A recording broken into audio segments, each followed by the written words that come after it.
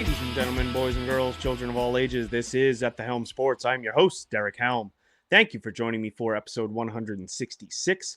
Please be sure to follow and subscribe on Apple Podcasts and Spotify. Leave those 5-star reviews. If you're watching on YouTube, hit that like button, subscribe to the channel. Let me know. First glance, who is your favorite bet for the Farmers? Because golf is back. We are jumping into the Farmers this week, going to go through the whole preview. Pretty excited for golf. Have already hit an outright so far this season. Nice to start off the year that way with Nick Taylor a couple weeks ago. Didn't have the luxury of hitting back-to-back because Charlie Hoffman and Lauer just decided not to really get there, but they both hit their each way, so still a profitable week. Great start so far, so check it out, themadlabmma.com. As soon as I make a bet, goes right into the Discord. Speaking of which, we have the Fight Brain. It just absolutely annihilated UFC 311. Had some great predictions in there of what the outcomes of those fights were going to be. So that was great. Congratulations to J-Mac, our very own, going to the DK Live final, King of the Desert. He secured his seat. So it was a great weekend overall. And as I said, you can get my bets as soon as I make them so you can get the same number, which probably helped out a little bit today because we're going to go through some of the bets that I made and the numbers have already changed. But definitely check that out. Also, thehelmsports.com. I will have everything up there for what I have for the betting card for the week, but that's generally a couple days later, so may not be able to get the same numbers, but just keep that in mind. But golf is back. We are diving in this week. We will have another show for the AFC NFC Championship. Had a little brain fart there real quick, but we'll have a football show later in the week as well. But if we dive into this week, it's an exciting one. This is always one of my not favorite, but I do like this for the California swing at Torrey Pines. We have the Farmers Insurance Open. So 156 golfers in the field. We have a full field. Been a ton of withdrawals already. Colin, Xander, Bhatia, Mackenzie Hughes, Højgaard. So a lot of people withdrawing here left and right. Pretty crazy, but big thing to remember. This starts on Wednesday. I don't know why the PGA Tour doesn't do all of these tournaments in the beginning of the year while football is on Wednesday to Saturday, but whatever. This one does. I love that. It's great that it's going to finish up on Saturday. I'll actually be going to a golf simulator myself and be watching the final round on Saturday. So that's exciting. But keep in mind, Wednesday, lock. So get your bets, get your DraftKings lineups in there. Now, also the Genesis is going to be played at Torrey Pines. So you're going to want to pay attention this week because we're going to be playing here 2 of the next 4 weeks, basically. So definitely got to keep an eye on what's going on. I've seen mixed reports of whether it's going to be the North or the South course. I believe it's going to be the South course for the Genesis, but this one we do play both the North and South course for rounds 1 and 2, and then everything is finished up at the South course for the 3rd and 4th round. So the North course is definitely what you want to prefer if you're playing Showdown. It is the easier of the two. It is the shorter of the two. Also, if you are playing Showdown, a little bit better of a chance, basically from 9, 10, 11, some of the easier holes, you have a good chance at a birdie streak there.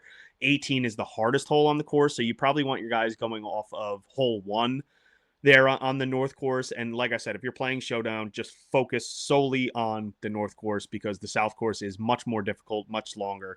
So if we look at the North course, it is 7,258 yards, par 72. Both of these courses have POA greens. Only about 50% of fairways are hit here, so tour average is like 61%. These fairways are narrow. The rough is usually pretty long and penal, so a lot of times what we'll see is guys just go for distance off the tee, and they know half of their shots are not going to be making the fairway anyway, so might as well be out there as far as they could possibly go. Greens and regulation, a little bit easier on the North course, probably one of the good reasons why it's an easier course. Also with the length of the course, but 71% GIR percentage. So guys are definitely going to hit these greens that are a little bit bigger. Now, there is a lot of 3-putts here on both the North and South course, especially inside of 5 feet. So you will see some 3-putts here, maybe 3-putt avoidance and some lag putting is something you might want to look at this week. But as I said, the North course is definitely the easier of the two. The South course is difficult. It's the longest course on tour. 7,765 yards. That is a behemoth par 72 as well. 52% of fairways. So again, about half the shots are going to be missing the fairway. And with the yardage here, it makes even more sense if you can get further off the tee. So average drive comes in at about 286 yards, 62% GIR percentage. So we see a significant lower percentage of greens and regulation hit on the South Course, which is going to bring around the green and scrambling into play. And around the green and scrambling are not easy around here. So definitely want guys that can bomb it off the tee, that can play around the green, and obviously approach always comes into play as well. And the three putts, again, you're gonna have to avoid those three putts. Gonna have to be good inside of 5 feet. The key stats we're looking at, as I said, you want driving distance, you want approach, fairways gained. If guys maybe have a little bit less distance, you're gonna want them playing out of the fairway so they have a chance to hit some of these longer approach shots, because the bulk of them are going to come from 200 plus. So you definitely want to look at proximity, 200 over 200 yards, proximity from 175 to 200 yards as well, and then a strong around the green and scrambling is definitely going to come into play here. So if we look at some of the historical winners over the past couple of years, 13 of the last 16 have had a previous top 10 at Torrey Pines. So a lot of times some previous success here is an indicator of who could potentially win. Now, last year, Pavon, minus 13, he won, had no previous success. So obviously the trends can be bucked, but we had Homa before that, also at minus 13. Luke List beat Zalatoris in a playoff, minus 15. That was a rough one for me. I remember I had a lot of money on Zalatoris. I had gone away for my birthday. I was waiting for my wife to get ready in a hotel room, watched that playoff, was going to hedge on Luke List, and I was like, nah, screw that. I made a huge bet on Zalatoris, and I'm letting it ride. He's going to win. And obviously, Luke List did. So that wasn't a great one. Then we had Patrick Reed in 2021, minus 14, there was a ton of guys that came right behind him in second place. And then Leishman. I actually hit Leishman and Homa here. So I've had a little bit of success over the past couple of years. Leishman, I don't think he hit a single fairway. I mean, that is a little bit of an exaggeration, but I remember he was just living out of the rough in that one. So just some guys that had some success here, obviously. Now, generally go through the DraftKings first and then kind of break down the betting card. But I mean, going to talk about all these golfers anyway, so might as well just get the bets right out of the way. So far, I have gone Zalatoris 28-1. Scares me a little bit because it looks like the world is on him. He has been playing much better lately and, has some success here in the past. I also did a top 5 with ties on him at plus 450. I have Homa at 40-1 and Jaeger at 66-1 and Thorbjornsen at 80-1. Those are all with the top 6 each way. I have Finau top 20 with ties. We will get into Finau. He is great at this course. Out of 10 times, I think he's come outside the top 20 only twice. So he definitely loves Torrey Pines and has been playing all right, not really up to his standards, but at a happy place. I'm fine taking the top 20 there with him. If we dive into the DraftKings pricing, this is going to be an interesting one because I do think that a balance build might actually make a little bit of sense here. There's a lot of guys I like in this middle range, but if we're going right at the top, 10,800 for Ludwig, he seems like a great fit for here. Came 9th last year, so has that previous top 10 that we were talking about. I really wanted to make a bet on him, kind of drag my feet a little because I wanted to see some other books and what they were offering. So I missed the 13 and already made too many bets. I couldn't get there on the 11. So I'm probably going to have him in the bulk of my DraftKings lineup and get my exposure there. I love him on this course. I could definitely see him winning this one. So 10,800, he will probably be my favorite play here at the top. Excuse me. Hideki, I do think is well suited for here. He's been playing well. Obviously, already has a win this year, so you can make a case for it. He has a that top 10 as well 2 years ago. He came 13th last year, so it's definitely a course that fits him with his approach game. He's good off the tee, has a great around the green game, so definitely could consider Hideki. I don't know though if I want to go Hideki or Finau. Now 10,200 for Finau, as we said here. He's basically a top 20 machine, so I don't know that he has the high end upside that those other two have. So maybe it makes more sense to go to them for just $500 and $600 more on DraftKings. But I do like Finau here quite a bit. Now, 6 top tens in 10 appearances here. That's pretty damn good. And as I said, he's only missed the cut once and only outside the top 20 twice here. 14th on approach, 7th around the green over the last 24 rounds. So he has a lot of what we like here. I don't think I'm going to get to Sung Jae just because I like those top three more, but he's another guy that's had success and could show up here. But as I said, there's just some guys that I like a little bit more. I actually am intrigued a little bit by Keegan, mainly because he's been playing well. He's played here in the past, but I think this price being priced among these guys kind of keeps his ownership down. 6th and a 15th so far to start the year. He's gained strokes in every strokes gained metric. So you definitely like that. He's playing well so far to start the year. So I think the price is actually warranted. He has 13 appearances at Torrey Pines, only 2 missed cuts, 3 top fives. He came second most recently in 2023. So another guy that has great course success and been playing very well here. So I think if people are going to want to look past him and maybe go to a Sung Jae, Gracerman, seems to be pretty popular here. Obviously, Zalatoris right below him. I could see Keegan getting squeezed a little bit here. Obviously, sorry.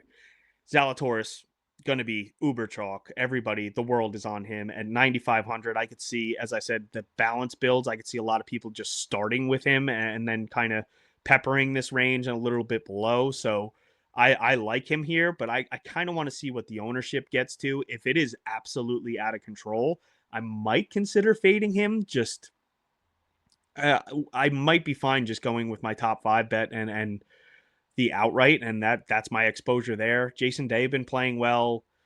I don't really love it though at 9,300. I'd probably rather him a little bit cheaper. Maybe that keeps his ownership down.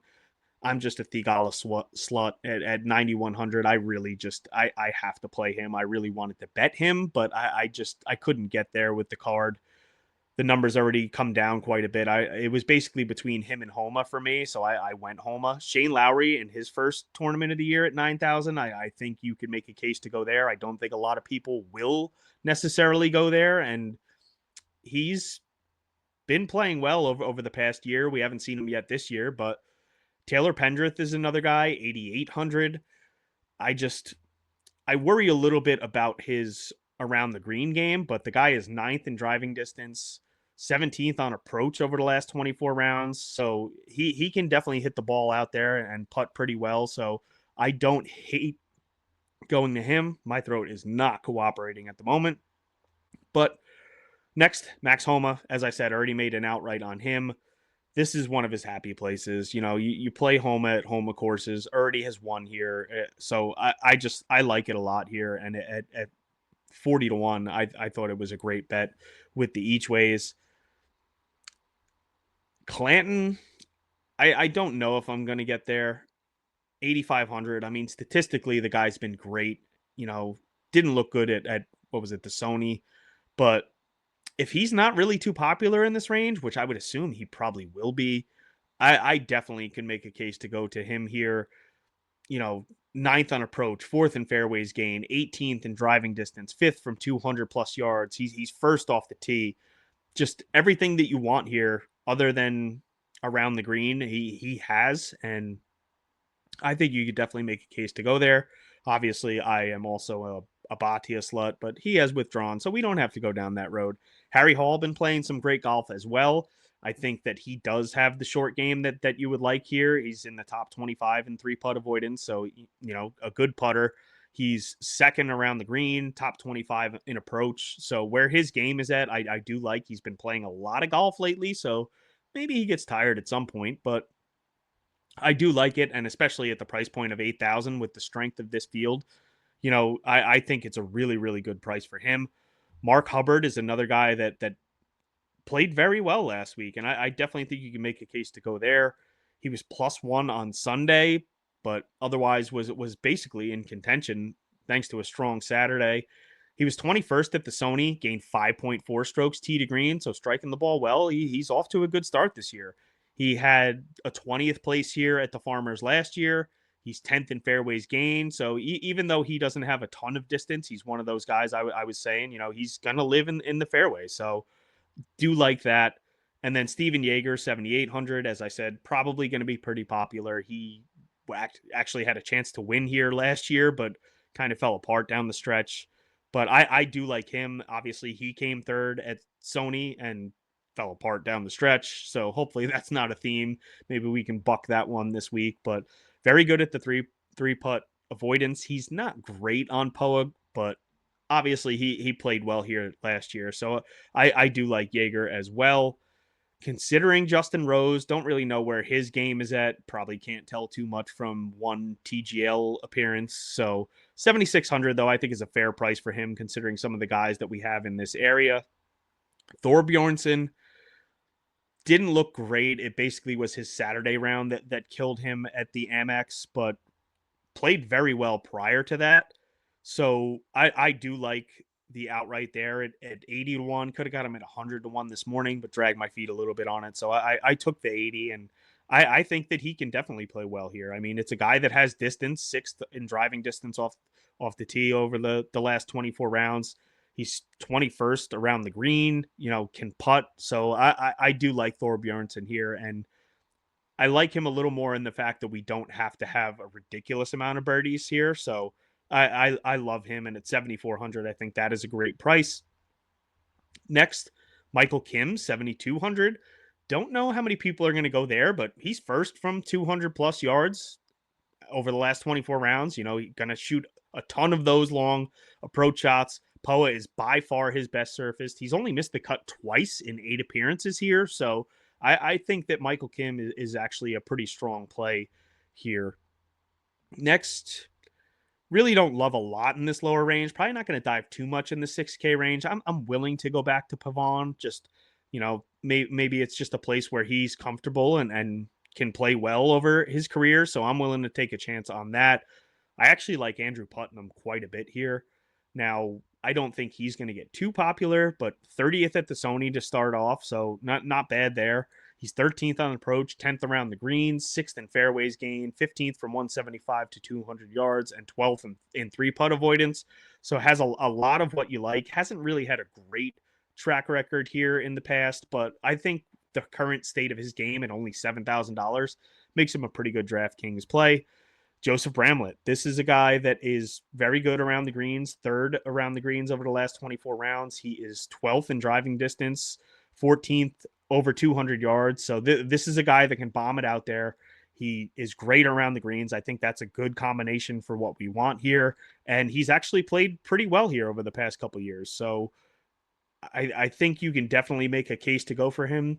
Top 25 last year, 13th the year before, had an 18th place back in 2021. So it seems like a place that he is pretty comfortable. Adam Schenk, I love where his game is at. Had a good finish here recently. So I like him at 6,900. And then maybe Nate Lashley, just kind of really leaning on the fact that he came third here last year. So maybe he can do that again at a low price. At the price, I think it's worth a chance if you want to go there. If you want to try and jam in some of those studs up top. And then Jake Knapp. Game hasn't looked great. I don't know how healthy he is, but 6,700 definitely has the profile of someone that could do well at this course. But that's really all I'm going to be looking at this week from a DraftKings standpoint. As I said, golf is back. I mean, last week I didn't really go too strong on the DraftKings street, still allocating a lot of the bankroll to the NFL. But I was going into Saturday sitting in first place and seventh place in two separate tournaments. Only played, I think I had 6 lineups.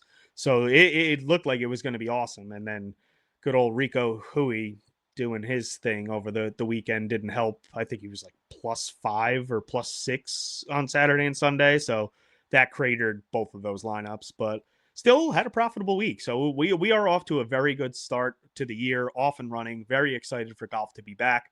As I said, we'll have an NFL show later in the week, so definitely come back and check that out. Break down the AFC NFC Championship, some of my favorite bets, some ways to attack the DraftKings slate, and hopefully my throat is a little bit less scratchy by then. But very excited to have golf back. Thank you for everyone who is joining. If you are watching this show and you've been watching the show for a while, I'm sure you're as excited as I am for golf to be back. But that's going to do it for this week. As always, thank you for listening. I am your host, Derek Helm. And remember, Just have fun out there.